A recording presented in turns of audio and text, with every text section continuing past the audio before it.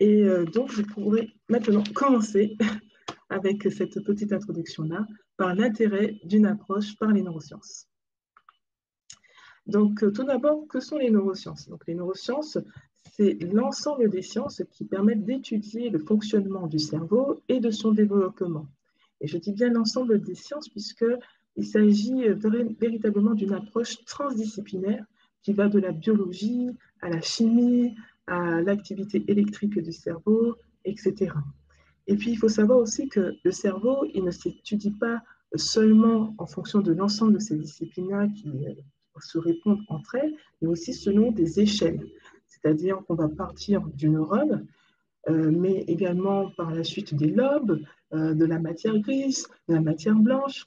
Donc, c'est vraiment, euh, les neurosciences, c'est vraiment quelque chose d'assez complet pour pouvoir aborder ce que peut permettre le cerveau humain, et notamment dans les apprentissages, l'acquisition d'une nouvelle langue, etc. Alors, ce domaine-là, il a connu un très grand essor grâce à l'imagerie cérébrale, donc l'IRM.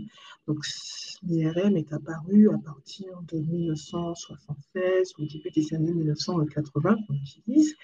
Et grâce à l'activation de certaines zones du cerveau, lorsque l'on demande à des personnes de faire certaines activités en les passant dans la machine, eh bien, on arrive à déduire comment le cerveau peut fonctionner. Mais comme vous le voyez, euh, l'IRM est apparu vraiment au début des années 1980, donc nous sommes en 2024, ce n'est pas si vieux que ça, donc les recherches continuent encore dans ce domaine-là. Alors, grâce à l'ensemble de ces connaissances-là, euh, eh bien, on peut sortir des approximations que l'on a vis-à-vis du fonctionnement cérébral. On peut mettre fin aux a priori sur nos manières d'apprendre parce que généralement, on se base sur son expérience, on observe un peu et on se forge un peu des idées reçues sur ce fonctionnement-là. Et cette approche-là par les neurosciences permet de mettre fin à cela et d'avoir beaucoup plus de certitude. Et cela permet de développer, sur la base de ces connaissances, des stratégies qui vont être beaucoup plus efficaces et pertinentes pour nos élèves lorsqu'on met en place des modules, des cours, par exemple. Et grâce à cela encore, on peut trouver des clés de remédiation, non seulement pour les élèves plurilingues, mais aussi pour les autres élèves à besoins particuliers et de manière générale pour tous les élèves en classe ordinaire. Alors, on a des clés de remédiation, mais aussi, surtout, de la compréhension vis-à-vis de la manière dont on peut pouvoir commencer à apprendre certaines choses. Mais les neurosciences ne sont pas les seules, la seule entrée que l'on peut utiliser pour pouvoir aborder l'élève.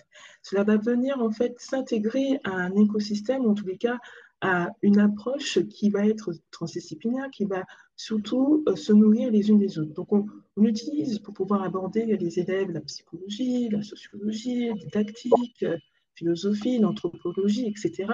Et les neurosciences vont venir comme un regard supplémentaire, complémentaire, pour pouvoir vraiment s'adapter et répondre aux besoins de nos élèves. Alors, juste pour résumer cette petite partie-là, on a une meilleure compréhension du cerveau et de son fonctionnement permet de mieux savoir comment on apprend, d'aider les enseignants à développer des stratégies pour favoriser l'entrée dans les apprentissages. Et c'est grâce à cela justement qu'on peut gagner, nous, enseignants, en bien-être professionnel. Et puis, ce sont des sciences vivantes, les neurosciences, qui continuent à s'enrichir et qui viennent compléter la panoplie des actions possibles auprès des élèves. Alors maintenant que j'ai terminé un peu ce propos introductif et j'espère vous avoir convaincu de l'intérêt des neurosciences pour pouvoir aborder le plurilinguisme, eh bien, on va voir un peu qu'est-ce qu'on en dit véritablement.